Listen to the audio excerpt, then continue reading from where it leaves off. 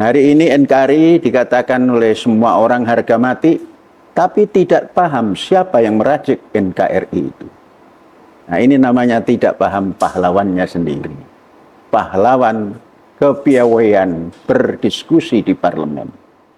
Maka katakan keperluan 1 hektar itu per tahun sewa $1.500, selebihnya untuk sarana produksi, infrastruktur. Hari ini dibiayai berapapun, ditumplekan diberikan kepada petani. Kalau lokasi sawah tanaman padi seperti hari ini tidak bakal berhasil. Bisa nggak? Bisa, tanah Indonesia ini subur. Subur. Dari sini katakan 3,3 juta hektar di Jawa. Ya. Kita ambillah yang 300 untuk gula di Jawa. Masuk ke Sumatera, Lampung. Itu besar. Padi bisa sewa. Walhasil dalam tempo 5 tahun dan periode kedua Pak Prabowo pahlawan pangan dan pendidikan Indonesia. Itu Gagah ya? Gagah, segagah jenderalnya lagi. Dalam tempo 25 tahun itu, ini ada 8 juta diserahkan ke rakyat. Alangkah senangnya rakyat. Sudah ada infrastruktur, sudah ada pengairan, sudah ada gudang, sudah ada tempat rice millingnya. Berikan ke rakyat. Maka nanti rakyat petani ini menjadi sayyidul bilad. Benar-benar memiliki negaranya. Mari kita jadi petani. Di dalam filosof Islam mengatakan innama tunsurun wa turzakun bidu'afaikum. Sesungguhnya engkau diangkat derajatmu dan di dalam ditolong kehidupanmu dalam berpolitik oleh orang du'afa. Oke. Petani hari ini du'afa. Mau dikatakan jaya juga enggak, du'afa masih. Kita angkat petani. Yes. Bangsa Indonesia sangat kuat, pimpinannya sekarang mulai menampakkan kekuatan. Dan harus kita ikuti. Pandai memimpin harus pandai mengikuti pimpinan. Pandai memilih pemimpin harus pandai mengikuti pimpinan. Bangsa Indonesia penyakitnya pandai memilih pimpinan tapi tidak pandai menaati pimpinan. Oke. Cintailah sesama. Cintailah sesama. Cintailah sesama seperti kamu mencintai dirimu sendiri. Dan cintailah negaramu. Cintailah negaramu. Cintailah negaramu seperti kamu mencintai dirimu sendiri. Cintai negaramu lebih daripada kamu mencintai dirimu sendiri. Alangkah indahnya kita sebagai bangsa memikirkan seperti apa Indonesia 10 tahun yang akan datang. Kalau di tahun kan menjadi 2045. Terus kalau kita hanya diam seperti hari ini, akan hancur Indonesia. Sedangkan anthem kita Indonesia abadi. Maka apa yang harus dipersiapkan? Yang harus dipersiapkan yang utama, yang pertama adalah pangan. Pangan yang cukup, dan kita menata bangsa itu 1000 tahun yang akan datang seperti apa? Yakni juga menata Indonesia Raya 1000 tahun yang akan datang.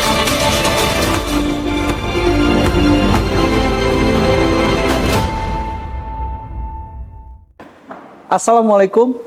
Merdeka. 10 November 2024, Hari Pahlawan. Log News berkesempatan dan alhamdulillah di episode keempat ini kita ambil temanya teladani pahlawanmu dan cintai negerimu melebihi dirimu sendiri.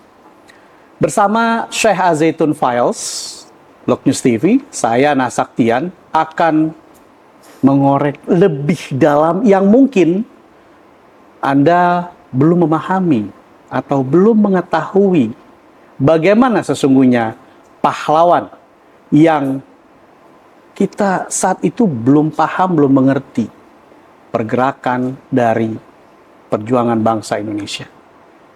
Saya Zaitun Files akan memberikan hal-hal tersebut kepada Anda. Ada quotes dari Syekh Zaitun ketika 17 Agustus 2024 kemarin yang saya masih ingat sampai sekarang. Cintai sesama seperti kamu mencintai dirimu. Cintai negaramu melebihi kamu mencintai dirimu sendiri. Assalamualaikum, merdeka. Salam merdeka. Episode keempat, saya izin untuk kita membahas mengenai pahlawan.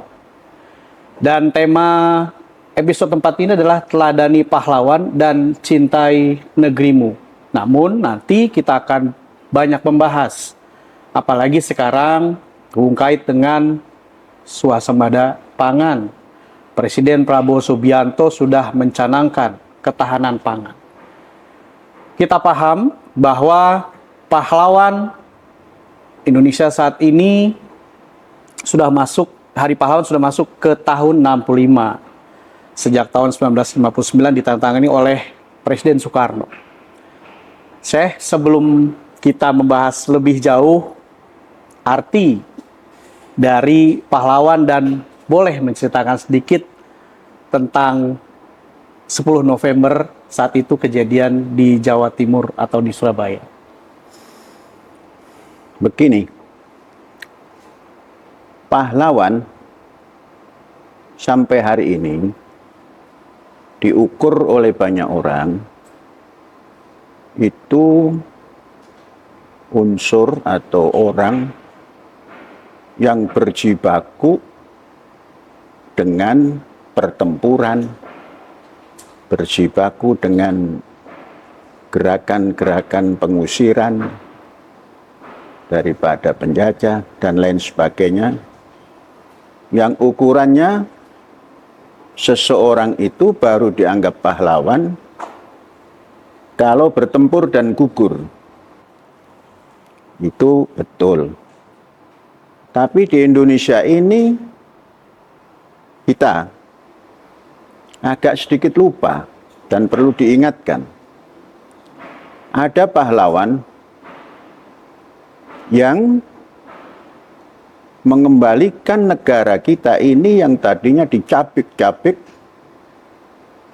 tapi tidak dengan peperangan, tapi dengan diplomasi, diskusi sesama. Lagi-lagi, dahulu tahun 28, ada pahlawan yang memproklamirkan negara, bangsa, dan bahasa tanpa setetes darah pun. Keluarlah Indonesia sebagai negara, keluarlah Indonesia sebagai bangsa, keluarlah Indonesia sebagai bahasa. Kemudian dalam perjalanan menciptakan kemerdekaan, di saat proklamasi setetes darah pun tidak ada. Keluarlah proklamasi 17 Agustus. Sering kita sampaikan, menjadi ada pahlawan seakan-akan tatkala Belanda kembali lagi menyerang dan kita lawan, kemudian Belanda terusir, yang wafat kita namakan pahlawan. Itu tidak salah. Namun ada lagi satu kejadian besar yang hari ini bangsa Indonesia mengatakan NKRI harga mati. Itu dicetuskan bukan dengan perlawanan terhadap Belanda. Setelah kita menerima penyerahan kedaulatan tapi dengan syarat, yakni syaratnya menjadi Republik Indonesia Serikat. Ada tokoh-tokoh yang tidak setuju, namun tidak setujunya itu diungkapkan di dalam diskusi parlemen. Satu di antara tokoh yang tidak setuju itu adalah Muhammad Natsir, seorang cendekia Muslim yang ketika itu politikus juga, yang ketika itu pemimpin partai juga, sesungguhnya tidak setuju dengan adanya Indonesia menjadi RIS. Maka beliau cerdik, cerdas, dan santun mendekati tokoh-tokoh partai, baik dipandang dari sudut agama, umpamanya kaum Katolik, kaum Protestan, diajak bicara detail. Setelah dirangkum bahwa bangsa Indonesia yang terwakili di parlemen itu memiliki pandangan yang sama atau dekat-dekat sama, maka beliau Muhammad Natsir membuat satu mosi integral. Satu pandangan pribadi atau pandangan politik partai untuk menyampaikan integrasi, merombak dari RIS menjadi Negara Kesatuan Republik Indonesia. Banyak hari ini pemuda-pemuda Indonesia tidak memahami itu.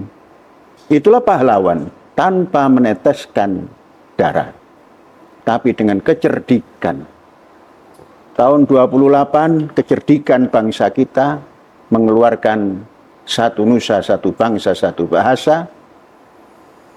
Tahun 45 mengeluarkan proklamasi, yang tatkala proklamasi itu, tahun 45 itu, pemuda-pemuda menginginkan seluruh Nusantara, namun menerima nasihat dari tokoh Jepang. Kalau Anda mau memerdekakan Nusantara, abadi tidak merdeka. Tapi merdekakanlah apa yang pernah dikuasai oleh Belanda, yaitu Hindia Timur, Hindia Belanda Timur. Pemuda kita mengambil yang itu dan merdeka. Kemudian terjadi infiltrasi lagi atau pencerobohan oleh koalisi yang ketika itu dikatakan sekutu, dipimpin oleh Inggris dengan alasan mau melucuti tentara Jepang, tapi sesungguhnya menghantarkan penjajah lama. Diikuti oleh Australia, diikuti oleh Amerika, koalisi, penjajahan lagi itu. Namun bangsa kita menampilkan diplomasi yang ulung. Sekalipun di sana sini ada yang tidak setuju, tapi dengan diplomasi melahirkan hasil daripada diskusi perjanjian Cirebon, yaitu apa itu yang Kuningan itu? Linggarjati. Kemudian Renville, itu pun semua ada resiko, tidak mulus. Ujung adalah KMB, padahal ketika itu Rom yang tokoh Masumi pun ikut. Namun dengan hasil yang menjadikan Republik Indonesia Serikat itulah Muhammad Natsir tidak setuju. Namun tidak setujunya tidak ditampakkan seperti Amir Syarifuddin yang memberontak di Madiun, namun dirundingkan di parlemen dan berhasil. Bung Hatta mengatakan ini proklamasi kedua. Keluar Negara Kesatuan Republik Indonesia, dan 17 Agustus tahun 1950 Bung Karno menyampaikan berdirinya Negara Kesatuan Republik Indonesia dan disepakati, dan Muhammad Natsir jadi Perdana Menteri pertama NKRI. Hari ini NKRI dikatakan oleh semua orang harga mati, tapi tidak paham siapa yang meracik NKRI itu. Nah, ini namanya tidak paham pahlawannya sendiri. Pahlawan kepiawaian berdiskusi di parlemen. Nah, ini saja dulu. Ya, artinya ketika Syekh tadi memaparkan pahlawan adalah orang yang mampu berdiskusi, orang yang mampu berdiplomasi, padahal saat itu tidak diberikan ruang oleh penjajah. Apa yang Syekh lihat dari strategi yang diambil oleh Muhammad Natsir saat itu? Sesungguhnya bukan tidak diberi ruang, sudah diberi ruang. Dengan ruang yang ada, sesempit apapun, sejelek apapun, dimanfaatkan oleh pemuda cerdas. Oleh orang-orang bangsa Indonesia yang cerdik pandai. Yang tidak mendahulukan kepentingan dirinya. Mencintai Indonesia lebih daripada mencintai dirinya. Maka dicarikan jalan keluar.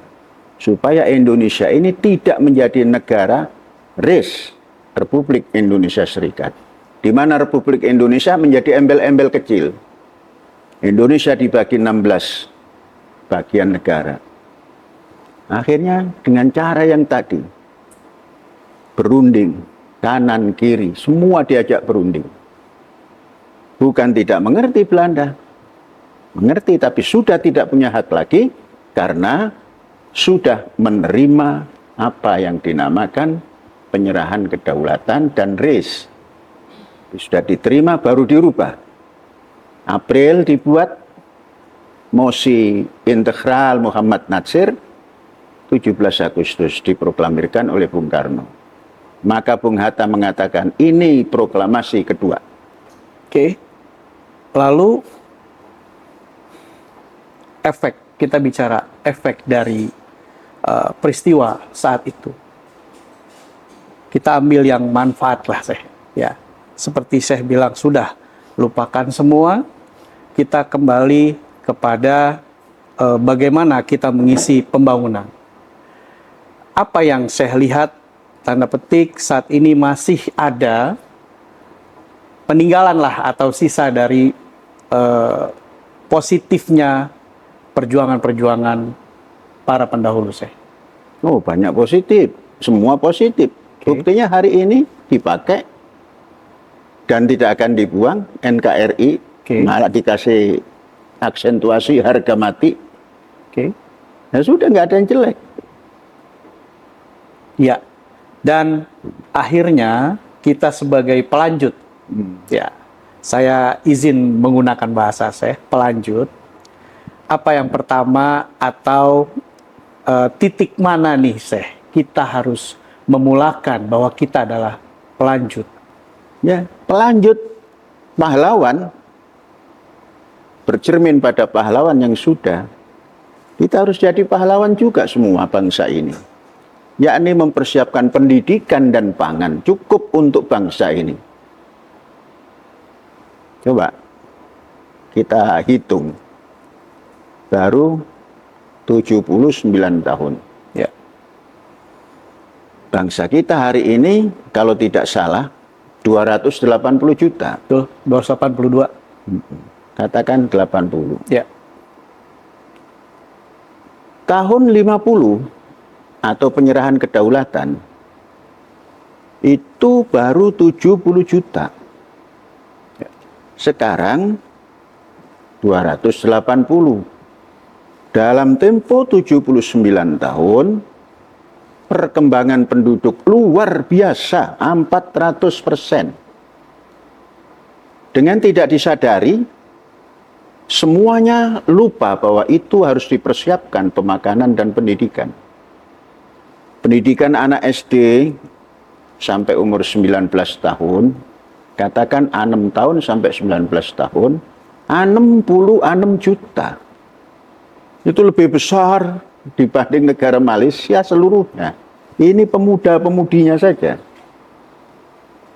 Tidak dipersiapkan pendidikan yang terstruktur. Ganti menteri ganti strategi. Kemarin baru kita dengar kurikulum merdeka. Sekarang ada kurikulum baru lagi. Entah bagaimana nanti memahaminya. Ya. Kemudian disebarkan di seantero Indonesia. Yang mengirimkan dari sini ke satu tempat itu setahun baru sampai. Jadi belum menyadari bahwa kita memerlukan efisiensi dalam pelaksanaan pendidikan. Apa itu? Mengurangi ketersebaran pendidikan. Tapi kita konsentrasikan katakanlah di 450 titik. Ya. Betapa mudahnya untuk komunikasi. Katakanlah menteri dalam setahun bisa keliling. Di tempat itu, dirjen-dirjen bisa keliling. Yang namanya ujian negara kalau diperlukan, mudah sekali transfernya, mengirimnya, dan lain sebagainya. Dan itu nanti akan menjadi satu pilot project untuk perkembangan pertanian, karena di dalamnya ada vokasi pertanian, untuk pengembangan teknik dan macam-macam. Dari situ keluar ilmu pengetahuan yang bisa diukur oleh bangsa-bangsa. Karena nanti akan didagangkan ke bangsa-bangsa. Ilmu ini, penelitian ini, dan sebagainya. Dari 450 titik daripada pendidikan. Yang terkonsentrasi dalam asrama. Nah, dan tidak menutup kemungkinan dalam komplek yang 2000 itu hektar, mereka bisa swasembada pangan dengan 1000 hektar atau 1500 hektar. Ya.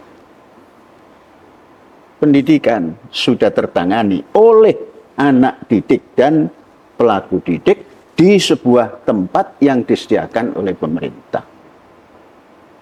Katakan 2000 kali 500 juga baru 1 juta hektar. Tanah-tanah negara sangat banyak. Di Jawa ini yang saya lihat di Indramayu, tanah yang dimiliki oleh perhutani banyak, tapi tidak berfungsi, tidak produksi yang semestinya. Tidak produktif ya? Ya. Okay. Artinya produksinya itu diambil pasir, diambil batu, tidak menanam apa-apa lagi. Nah, itu kalau disentralkan untuk satu tempat pendidikan, tanah sudah tidak dibebaskan lagi karena tanah negara. Baru nanti uang pembangunan. Baru nanti mengumpulkan guru. Dan guru bisa kontrol kualitasnya. Dan kurikulum apapun mudah transfernya ke tiap-tiap titik sentra pendidikan. Itu pendidikan. Sekarang mari kita kembali ke perkembangan penduduk. Ya. Kalau masih seperti hari ini, tidak ada upaya untuk mengarahkan penduduk itu menjadi penduduk yang gampang diurus. Mengapa gampang diurus? Kalau satu keluarga ada 1 atau 2, relatif gampang diurus. Namun kalau satu keluarga itu seperti saya, punya anak 6, kalau semua ke depan begitu lagi, coba bayangkan, tahun 2150 itu sudah 700 juta kalau dilepas. Bukan dilepas. Kalau dibatasi saja, pertambahan per tahun 100%, 100 tahun berarti 100%, itu sudah 700 juta. Bagaimana kalau tidak dibatasi, seperti hari ini? Bukan kita takut tidak ada rezeki, bukan. Mengatur diri sendiri, itu yang namanya ku anfusakum wa ahlikum. Jagalah dirimu dan keluargamu. Nah, kalau itu dipersiapkan mulai hari ini, katakan nanti tahun 2050, membendungnya masih dalam arti ibu-ibu lain, perlahan-lahan, slow but sure, Ya, gitu. okay. Mungkin itu sudah sampai 350 juta. Tahun 2050. Terus apa yang dipersiapkan? Makan Ya. dan pendidikan. Berapa keperluan pangan 350 juta itu? Kalau kita kalikan 0,12, itu sudah 42 juta ton per tahun. Dan ini harus dipersiapkan mulai sekarang. Lebih baik mempersiapkan sekarang daripada nanti di pertengahan jalan kita menjadi bangsa yang tidak bisa menyiapkan pangan. Dan caranya tidak terlalu menyulitkan. Kalau kita membuka hutan, itu belum tentu 1 tahun bisa mendapatkan 1 juta, itu belum tentu. Dan menunggu hutan yang dibuka itu menjadi sawah yang sangat bagus atau bagus, tunggu waktu. Berapa lama, Syekh? Ya tentunya lama. Oke. Karena harus menetralkan suhu, pH. Terus ya menata segala macamnya lah. Oke. Itu dijalankan juga, tapi tidak untuk menutup yang jangka pendek ini. Ya. Jangka pendek ini, Indonesia menurut catatan memiliki sawah yang boleh dijadikan tanaman padi itu 8, juta yang dimiliki petani. Coba mari kita kerjasama dengan petani. Kita harap DPR berpikir begitu juga, eksekutif berpikir juga begitu. Kita sewa dari petani. Setelah kita sewa dari petani, berapa sewanya? Berapa 1 tahun mereka mendapatkan hasil? Menurut pengalaman, hari ini petani dapat menghasilkan produknya dalam 1 tahun per hektar tidak lebih daripada $1.500. Itu sudah ungkang-ungkang kaki kalau punya untung seperti itu. Kita sisihkan. Kita membaca anggaran ketahanan pangan tahun 2005 itu 139,4 triliun. Kalau itu dijadikan dolar, dibagi 15.000. Kemudian disewakan lahan, dibagi 5.000. Masih banyak. Minimal itu 600 atau 700 hektar yang bisa yang bisa disewa.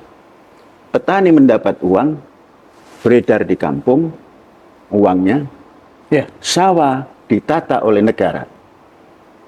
Gimana natanya? Departemen Pertanian harus mempunyai kreativitas. Jangan hanya membagi-bagi pupuk, tapi melaksanakan. Siapa pelaksananya? Kader pendidikan. Yang tadi dididik vokasional. Oke. Terus turun. Kemudian petani yang tanpa pendidikan ikut bersama-sama karena punya pengalaman. Maka katakan keperluan 1 hektar itu per tahun sewa $1.500, selebihnya untuk sarana produksi, infrastruktur. Hari ini dibiayai berapapun, ditumpelkan diberikan kepada petani. Kalau lokasi sawah tanaman padi seperti hari ini tidak bakal berhasil. Mengapa? Hamparan 1.000 hektar. Pematangnya kecil-kecil. Tidak bisa itu motor masuk, mobil masuk. Oke. Maka ke depan dengan sewa yang tadi, negara menyewa tadi, dibuat 1 plot itu 1.000 atau 2.000. Diberi jalan yang namanya inspeksi. Diberi jalan pemecah. Seperti segi 4. Pemecah utara, selatan, timur, barat. Semuanya bisa dump truck lewat. Untuk mengangkut hasil. Kemudian menanam padinya pakai mesin tanam. Dari mana itu? Ke depan dibuat sendiri. Karena sudah tersentral. Kemudian cara membersihkan rumput. Kalau masih memerlukan bahasa petaninya mengoyos, dioyos pakai mesin. Dibuat oleh anak didik kita. Kemudian menyebar pupuk. Pakai drone, dibuat oleh anak kita. Kemudian memanen. Pakai combine yang besar, dibuat oleh anak kita. Dan pasti bisa. Karena tersentral. Alangkah hebatnya. 500 titik sentral bisa menghasilkan alat pertanian. Dari menyebar benih sampai memanen sampai menyimpan. Kalau masih diserahkan pada alam, mengeringkan padi di musim hujan, jauh. Maka setiap sentra tadi ada dryer. Setelah dryer, masukkan ke dalam silo besar. Masukkan ke rice milling yang sudah disiapkan. Per satu sentra. Bagaimana dengan padinya? Pasti akan naik. Kenapa? Loss production-nya kurang. Paling 0,% panen sudah nggak ada yang loss. Dan ngangkut, paling tersisa sedikit-sedikit di mobilnya. Kemudian masuk ke dalam pengering. Dibuang gabah yang kosongnya. Jadi nanti GKG-nya tinggi sekali, paling 15% yang kosong-kosong itu dibuang. Dan akan bisa menghasilkan lebih daripada 5 ton beras per panen. Karena teknologinya sudah diatur. Kalau kita mengatur kumpulan padi, 1 hektar itu, kalau kita tanam dengan jarak 30 cm kali 30 cm, mesin kita atur seperti itu muatnya itu 98.000 titik tanam. 98.000 kali 30 anak produktifnya. Per malainya 150, per 1000-nya 27 gram, maka akan menghasilkan 6,5 ton beras. Mungkin apa tidak? Sangat mungkin. Karena apa? Sarana sudah disiapkan. Pupuk sudah disiapkan. Penggarapnya sudah disiapkan. Kemudian betapa gembiranya petani yang punya lahan disewa tadi. Sudah mempunyai bekal hidup dan ikut bersama-sama menggarap. Dengan kelompok apa yang mau dilakukan. Ini cara cepat. Namun perlu kesepakatan DPR. Mestinya DPR menyepakati asal eksekutifnya mau seperti itu. Ya laksana sekarang lah, jarak singkat, ingin tampil di internasional, sepak bola, mengambil turunan Indonesia yang sudah terlatih dinasionalisasikan. Apa itu istilahnya? Naturalisasi. Memang banyak yang cuap-cuap, itu tidak apa-apa. Ini juga pangan juga seperti itu. Nah, berjalan, katakanlah kita berjanji atau mengadakan perjanjian dan petani sampai tahun 45 atau sampai tahun 50. Selepas itu, tiap tahun kita membuat ladang sawah lagi.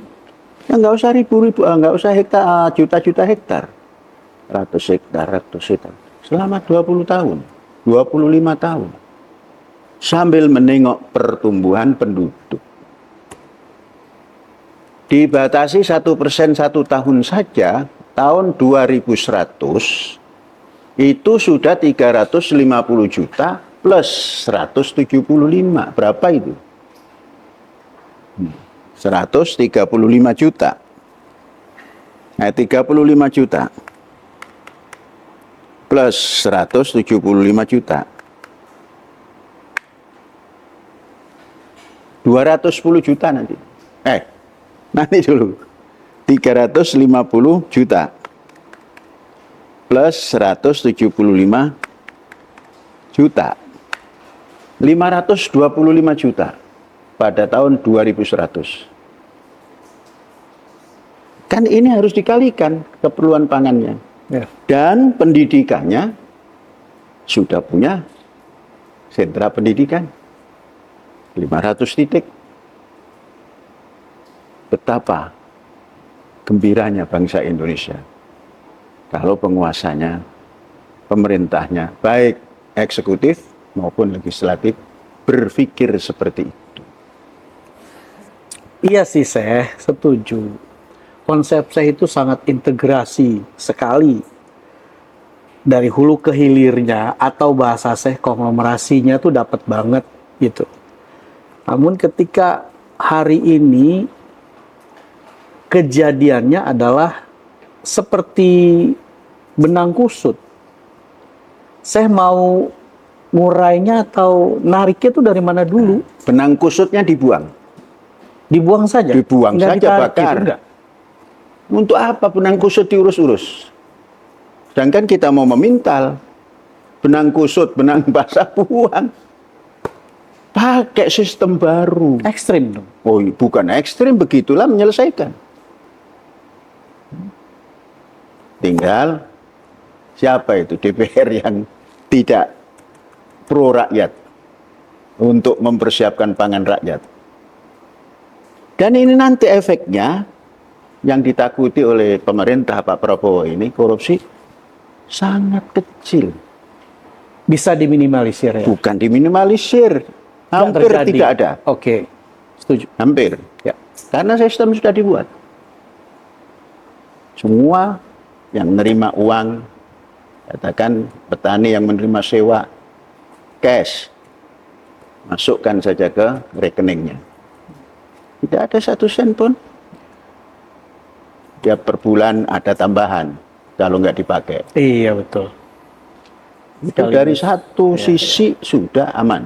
Sekaligus mengajarkan rakyat untuk iya, menabung ya? Rakyat menabung. Oke.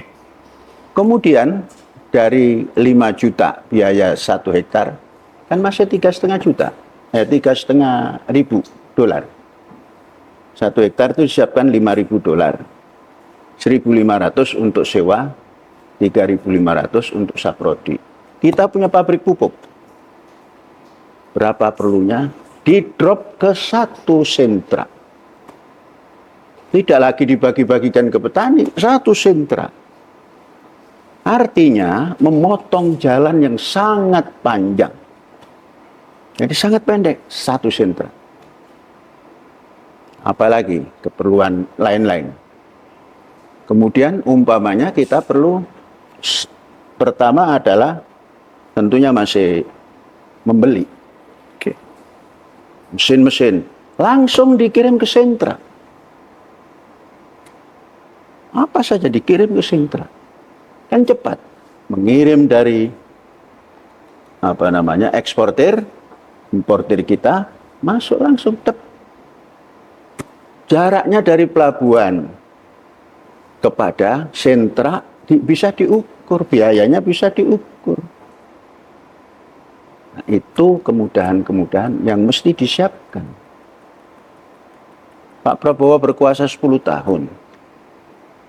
Itu jadi pahlawan kalau cara ini bisa dilakukan.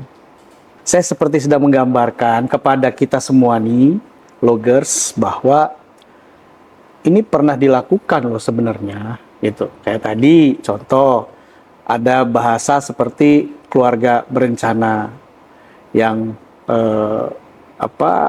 itu kalau dilakukan dengan serius seperti tidak terjadi ledakan penduduk. Ya, terus swasembada pangan zaman Pak Harto pun pernah melakukan. Seperti itu saya. Begini, yang namanya program apa tadi? Keluarga berencana. Pembatasan, keluarga berencana. Praktis tidak dilaksanakan hari ini. Saat ini. Saat ini, setelah Pak Harto lengser. setelah 98. Nggak suka ya nggak suka lah, tapi program ini mesti jalan.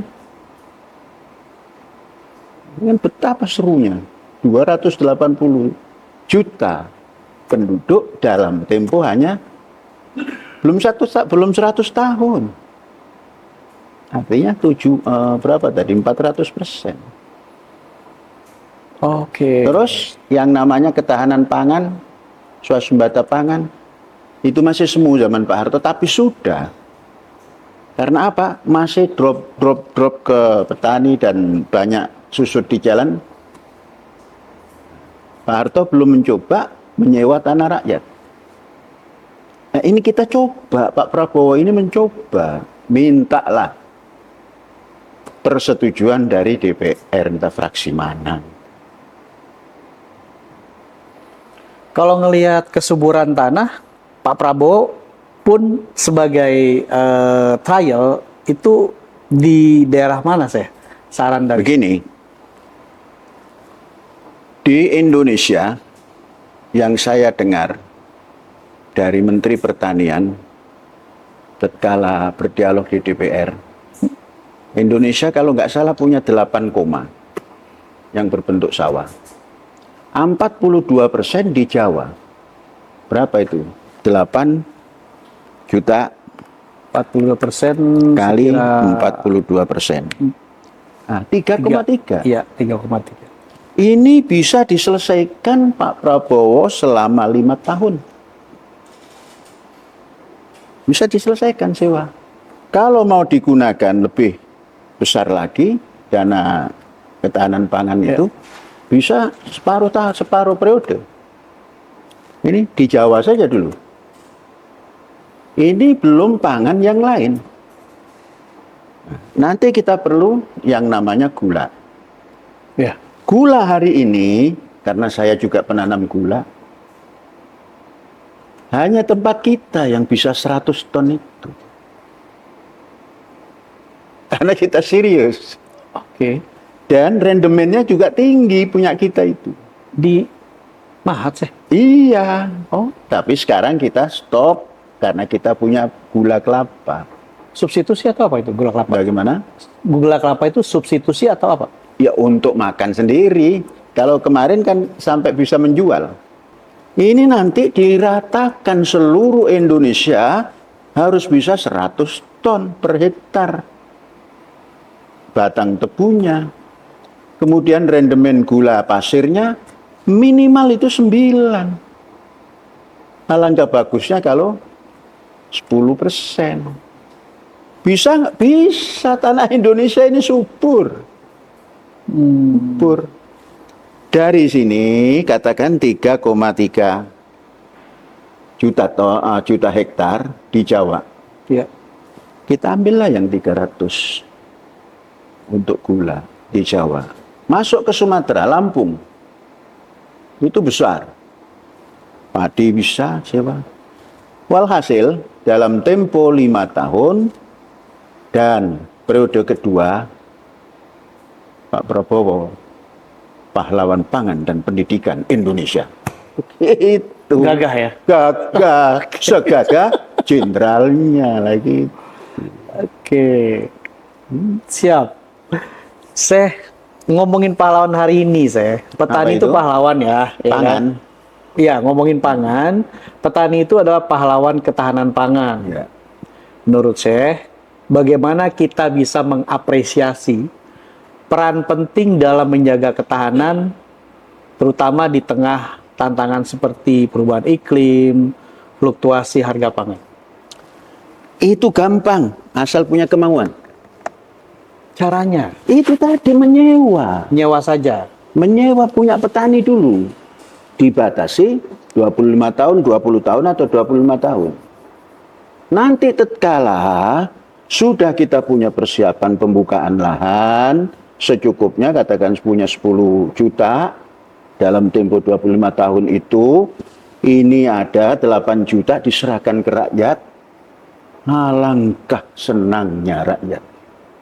Sudah ada infrastruktur, sudah ada pengairan, sudah ada gudang, sudah ada tempat rice millingnya.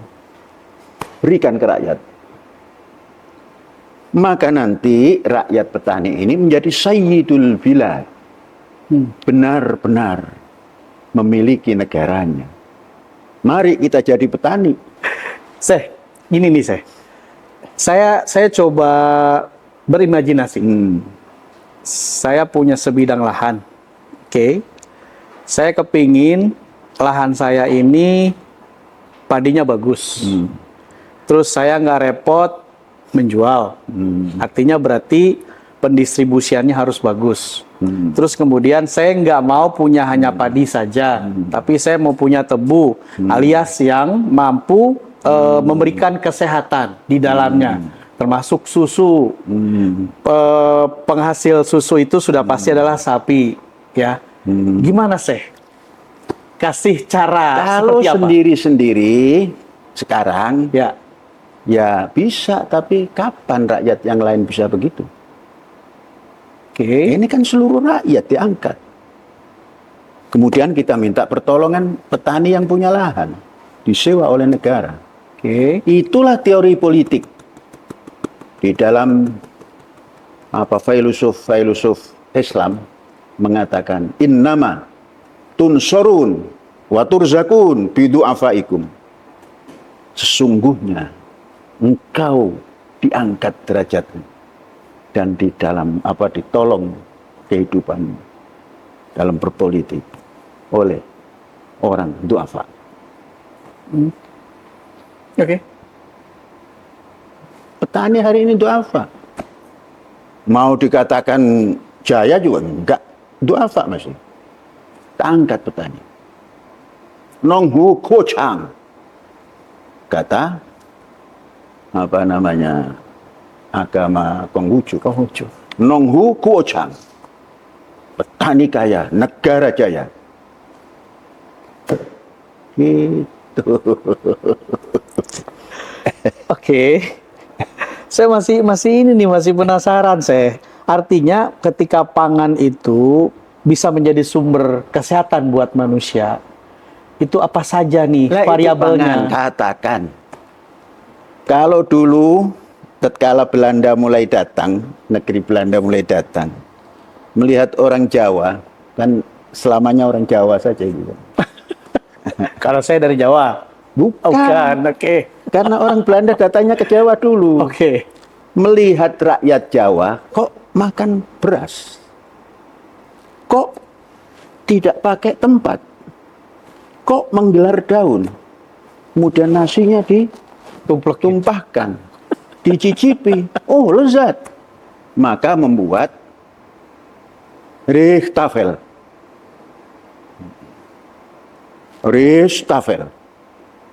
Apa itu saya? Mengangkat nasi yang dihamparkan di bawah di atas Meja makan. disusun, ada warna kuning menjadi nasi kuning, ada rasa gurih menjadi nasi uduk, ada nasi liwet dikasih lauk pauk, maka diajarlah orang Jawa, ayo makan gitu. Oke. Tefel. Meja nasi. Oh, Dibudayakan. oke. Nah sekarang kita sudah berbudaya. Dulu di pesantren, makanya ngampar daun. Sekarang mungkin sudah duduk di kursi. Jadi dari dulu, beras ini politik. Dijadikan politik. Orang dilaparkan, dikasih beras, ngikut. Oh. Maka ada filosof zaman dulu, jawik kalbaka yatba'ka. Bikin lapar anjingmu, pasti Dia ngikut kamu. Kan selama ini masih begitu. Ngeri banget saya. Lapar, kasih lempar-lempar. Begitu kan ngurus negara, ngurus rakyat. Jangan dilempar makanan itu, kirim. Aduh. Mengapa? Beras sudah cukup. Kalau cukup. Pendidikan harus cukup. 5 tahun lebih dari cukup. ekspor. Mengapa sekarang tidak cukup? Terpecah-pecah, tidak terkonsentrasi seperti pendidikannya. Nah, kita kan punya pengalaman penelitian, mengapa bisa mengatakan 1 hektar yang jarak 30 cm dengan jajar legowo 30 kali 30 isinya 98 plus 10. 98.010. Hasilnya bisa kita hitung. Anak rata-rata 30. Malainya bisa kita hitung 150 per malai. Dikalikan beratnya dibagi 1000 kalikan 27 menjadilah tonase beras atau gabah. Itu perlu penelitian. Nanti kalau pendidikan itu sudah tersentral di 450 titik, semua anak-anak meneliti. Gak ada waktu kosong. Apalagi tawuran. Dan kita aman ya. Pagi menyanyi Indonesia Raya 3 stanza. Dan kita aman, kita tenang, ya kan? Nggak perlu mikirin kita sebagai orang tua nanti ditaruh di mana kita gitu ya. 66 juta anak harus dididik. Dari umur sekolah dasar sampai umur 19 tahun. Ya, apalagi informasi yang kami dapat hampir 0,2 ya, 2%, 2,02% itu judol hari ini adalah generasi kita. Apa judul? Judi online saya. Oh, jangan ngomong judi online lagi. Ya. Kalau pendidikan sudah diatur seperti Nggak ada tadi. lagi ya. No, Yes. judi. Oke. Kenapa hari-hari Indonesia, aku cinta Indonesia melebihi daripada cintaku pada diriku sendiri. Indonesia must be strong, itu yang akan diucapkan. Ya. Strongnya dengan apa? Dengan ilmu pengetahuan yang saya miliki. Nanti begitu dong. Oke. Siap. Terus kemudian Indonesia pernah mencapai swasembada pangan tadi saya pada masa lalu zamannya Pak Harto, walaupun saya bilang belum sempurna ya. Bukan belum sempurna. Semu. Bukan semu, sementara. Sementara. Jangan dijadikan rujukan abadi. Oke. Buat baru Siap. ketahanan pangan yang abadi. Ya. Selanjutnya apa yang dapat kita pelajari dari keberhasilan itu, saya? Pak Harto sangat tekun. Sangat Sangat tekun. tekun. Pak Harto itu seorang pembelajar yang tingkat tinggi. Sebelum masuk kantor, menterinya dikumpulkan dulu habis sholat subuh itu. Menteri koordinator ini apa yang terjadi hari ini dan besok? Cerita. Koordinator ini cerita. Sudah jalan. Bapak jam berapa? Jam 10. Mengapa siang? Supaya jalan raya tidak banyak yang ngik-ngok. Dan Pak Harto menguasai. Problem hari ini dikuasai. Kuasai. Ya. Sampai besok pun dikuasai. Oh, sudah bisa memprediksi. Yuk, bukan prediksi, laporan sudah dapat. Dicerna, dipelajari. Nah, tadi kan perlu makanan sehat. Iya. Satu, beras, jagung, kedelai, kacang-kacangan, Ya. sayur mayur, Ya.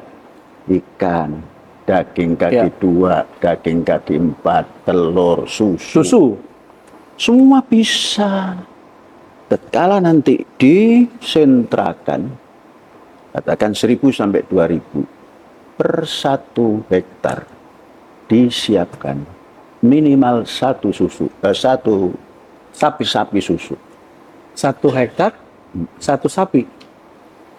Artinya kalau 1.000 hektar, di situ ada 1.000 sapi. Ya memang mula-mula capek. Karena dulu Belanda juga begitu. Di Indonesia kurang berhasil, di New Zealand yang berhasil. Karena New Zealand dulu juga Belanda awal-awal. Berarti ada satu simpul yang sesungguhnya sudah diikat, lalu ini sepertinya ada yang dilepas, Ini seperti nenek-nenek. Iya, yang mana Syekh? Bagian yang mana? Nenek-nenek memintal Benang. tenun. Oke. Sudah jadi dilepas. Padahal bangsa Indonesia sudah memberikan contoh awal-awal. Proklamasi Undang-Undang Dasar 45 kan? Ya. Dasar Pancasila. Oke. Kan nggak berjalan. Kemudian setelah itu penyerahan kedaulatan. Kan tidak Republik Indonesia lagi. RIS. Kemudian undang-undangnya lain lagi. Terus Kesatuan Indonesia, NKRI, Negara Kesatuan Republik Indonesia. Belum Undang-Undang 45, baru Pak Karno. Pun belum sempurna. Baru Pak Harto. Kemudian dibabat lagi. Lah kapan mau lancar? Kalau mau kembali lagi. Siapa yang ngejalanin, Syekh? Gimana? Siapa yang Bangsa Indonesia siap menjalankan asal pimpinannya mau. Pak Prabowo punya tanda-tanda untuk kembali ke situ. Kita dukung. Gitu. Seru sih ya Logers kalau podcast dengan Syekh gitu kan. Tapi tentunya nih saya mengira Logers apa ya? Iya sih Syekh gitu kan. Pasti jawaban Logers ini. Iya sih Syekh. Ini sudah hampir 1 jam. Jangan sebentar Syekh. Iya sih Syekh, tapi kekuatan kita tuh apa nih yang sekarang kita masih miliki? Udah itu aja Syekh. Bangsa Indonesia sangat kuat, pimpinannya sekarang mulai menampakkan kekuatan. Dan harus kita ikuti. Pandai memimpin harus pandai mengikuti pimpinan. Pandai memilih pemimpin harus pandai mengikuti pimpinan.